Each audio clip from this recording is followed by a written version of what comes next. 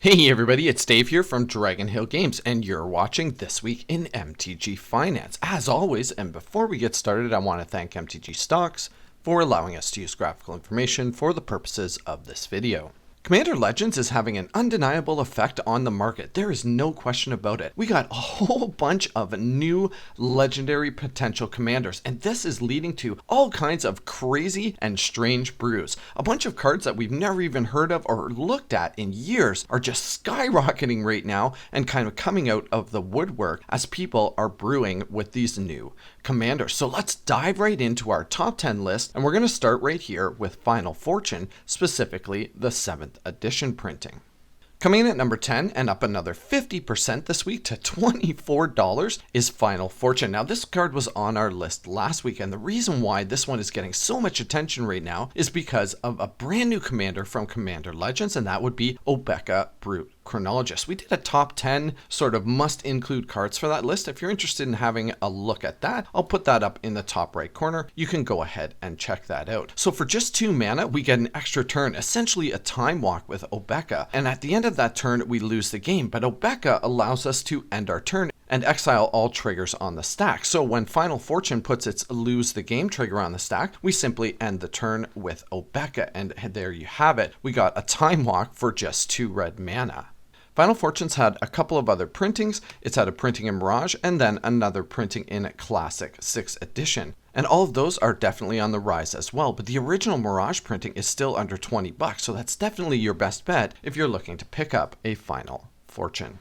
Our number 9 winner this week is a classic go-wide strategy type card, and that would be Slate of Ancestry, specifically the Dual Decks Anthology printing. At $7.25, this card is up 53% this week. Now this has a bunch of other printings. Unfortunately, none of them have been recently, so they're all starting to climb up in value. But you can definitely pick up the Onslaught printing for less than half price of the Dual Decks Anthology printing. For just 4 mana, we're getting an artifact that allows us to pay for and tap it, discard our hand, and draw a card for each creature you control. So as I mentioned, this is perfect in go-wide strategies and an auto-include in most token decks. Our number 8 winner was also on our list last week. In fact, it was the big winner last week, and that's Psychic Vortex from Weatherlight. Now this week it's up another 56% to almost $21. That's right. Just a couple of weeks ago, this card was basically a junk rare. Now it is on the reserve list, so getting your hands on one of these is going to be difficult if you've waited until now. For 4 mana, we get an enchantment that has a crazy cumulative upkeep of draw a card. But at the end of each of your turns, you have to sacrifice a land and discard a card. Now, normally, this is a humongous downside that is very difficult to overcome. However, with Obeka that we mentioned earlier, you can end the turn with this trigger on the stack. So basically, you just get the bonus upside of the cumulative upkeep of drawing more and more cards every turn. It's no wonder that a card like this is on the rise. Now coming in at number 7 and up 56% this week to just over $9 is Mana Flare, specifically the 5th edition printing. But this has had a ton of printings and they are all definitely on the rise. You can still pick up the 4th edition printing for around $4, but actually your best bet is the revised edition printing. This printing is similarly priced at around the $9-10 mark, and revised is an older set, so for long-term investment purposes, it has a much better chance of being worth a lot more down the road. The reason why Mana Flare is so popular right now is because of another new commander, and that would be Yurlok of Scorched Thrash, one that causes your opponents, well, causes everybody actually to have mana burn. That's right, mana burn is back. So of course, Mana Flare basically doubles up everybody's mana. And when you're running a strategy that is going to cause them to have mana burn and basically not be able to spend all of their mana, then Mana Flare is an auto include for that deck. Now, maybe I missed something with our number 6 winner this week, but I don't think so. So if I did, why don't you guys let me know in the comments section below. Canard, the Swamp King, is up another 81% this week, and it's one of those terrible legends from Legends. In the Grixis colors for 5 mana, we get a 5/5 Swamp Walker that gains us 1 life each time a black spell is cast. Not absolutely terrible, but pretty terrible by today's standards. Currently valued at $61. Now, it's been a target of some precision buyouts over the course of the last 3 months or so. So I really believe that this doesn't have anything to do with anything that we're seeing from Commander Legends. Heads up though, this is one of those legends from Legends that's not on the reserve list. In fact, it was reprinted in Time Shifted, and you can get a copy of that, which is actually a black bordered copy, for just 35 cents. It also had another printing in a Chronicles, which everybody hates that set. I really do believe that the price that we're seeing with Soul Canard, the Swamp King, the original Legends printing, is entirely due to collector-driven demand. I really like our number 5 winner for long-term investment purposes, and that's Winding Canyons from Weatherlight. It's the only printing of this card. In fact, it is a reserve list card. $44, this is up another 81% this week, and even at these prices, I still like this as a value long-term investment. And by that I mean you're going to buy this card and hold it for many, many years and resell it at some point in the future. The support levels and the resistance levels on this card meet all the criteria that I'm interested in when I'm looking at long-term investments. This is a card that is perfect for Commander. It's a land that doesn't come into play taps to add colorless mana, and we can pay 2 and tap it until end of turn. We can play creatures as though they were instant. So in other words, giving all our creatures flash until end of turn. There's definitely uses for this in Commander. It appears in a lot of decks, and it's going to appear in many more brews down the road. Now, our number 4 winner is purely a collector-driven price, and that's Aladdin, the Arabian Nights printing. Man, this is a cool looking printing with that original black border. At $115, this is up 109% this week. Aladdin's actually a really cool card, and it's pretty useful in the right types of casual decks. For 4 mana, we're getting a 1/1, but we can pay 2 red and 1, tap Aladdin, and gain control of an artifact, and we retain control of that artifact until Aladdin leaves play. So obviously there is a ton of uses for this in Commander. I mean, your opponents are always going to have artifacts that you would love to get your hands on. It's not a reserve list card. It's one of those that had a printing in Chronicles. So if you'd love to grab one for your Commander deck on the cheap, 41 cents is a bargain for the white border version of Aladdin.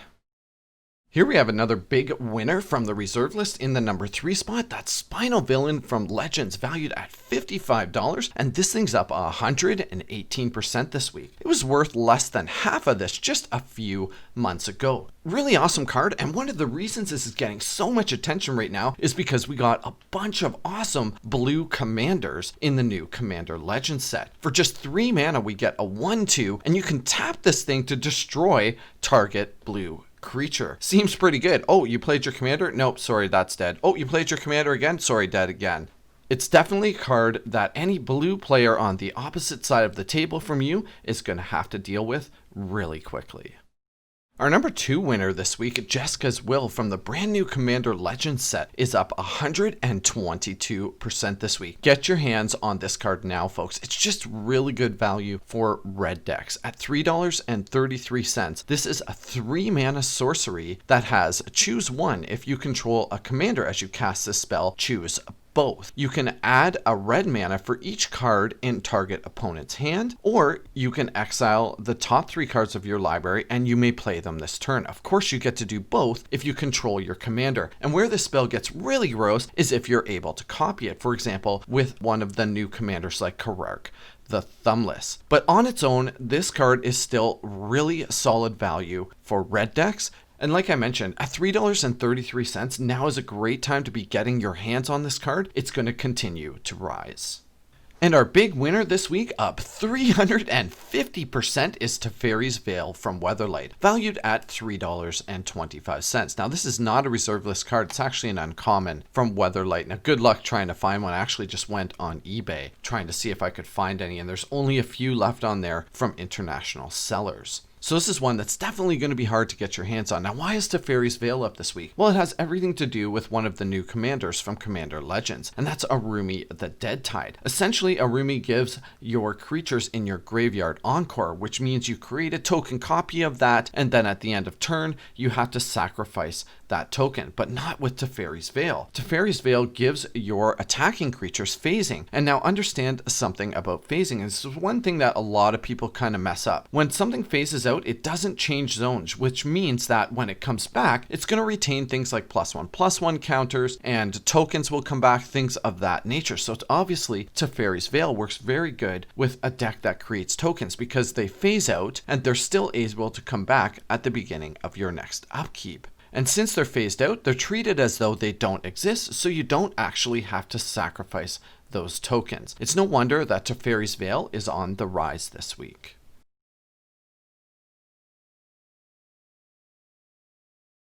Now, before I get into cards I'm investing in this week, as always, if you're a subscriber, you know I want to thank you for being here. I really appreciate your continued support. And if not, now's a great time to go ahead and hit that subscribe button. I post at least 2 videos every week. Let's kick things off with our value play for the week. Now, I mentioned Aether Vial in previous videos in the past. It's just a good, solid card that sees play across a ton of formats, including Commander. It's had a few reprints, and this is the kind of card that every once in a while is going to get reprinted again. However, it hasn't had a reprint in a while, and picking one up at $31 is a fantastic bargain right now, considering this card is starting to pick up steam. All printings of this card are currently on the rise, and Iconic Masters is the best bang for your buck. Even though Shallow Grave has more than doubled over the course of the last couple of months, now is still a great time to be jumping into this card at $20 for long-term investment purposes. It's well off its all-time high of $33, and it's on the reserve list. This card is a great card for Reanimator strategies, and Reanimator strategies consistently pop up in Commander with all kinds of new commanders that get built. It's currently seeing a big jump in price because of Obeka Brute Chronologist that ends the turn by simply tapping her. So you can get rid of this bottom part of the card here that says remove the creature from the game at the end of turn. Shallow Grave is a great low-cost Reanimator spell, and this will always see play and interest in new builds in Commander. Speaking of Obeka, she is one of the top 5 new commanders from Commander Legends, and picking her up for under $2 is an absolute steal. For just 4 mana, we're getting a 3/4 legendary ogre wizard that has tap. The player whose turn it is may end the turn. There's a lot of interesting new builds around Obeka, and there's going to be a lot of cards in the future that are released that will work really well in Obeka decks. And to be honest with you, I'm shocked that she's still under $2, considering she's driving the price of so many cards right now. And our speculation play for the week is an uncommon from Commander Legends. That's right, it's Thalys, Reverent Medium. For just 45 cents, she's a fantastic pickup. This card's going to be an auto-include in any Orzhov-colored token decks going down the road. For 5 mana, we're getting a legendary human cleric, which is also important. That's a 3/4. Now, at the beginning of each end step, you create X 1/1 white spirit creature tokens with flying, where X is the number of tokens you've created this turn. She's definitely going to be an auto-include in any token strategies in her colors. And one thing I do have to say about Commander Legends, especially I noticed this after opening a few boxes. Uncommons aren't as common as you think they might be. Remember, there's only 24 packs in a box of Commander Legends, so there's not going to be as many of these out there as everybody kind of thinks there is. And there is so many cards in Commander Legends that individual and particular cards don't crop up as much as you might think. Thalys, Reverent Medium is our spec play for the week. Alright, I really hope you guys enjoyed this episode of This Week in MTG Finance. If you did, go ahead and smash that like button. It really helps me out, and we'll see you again soon. Bye for now.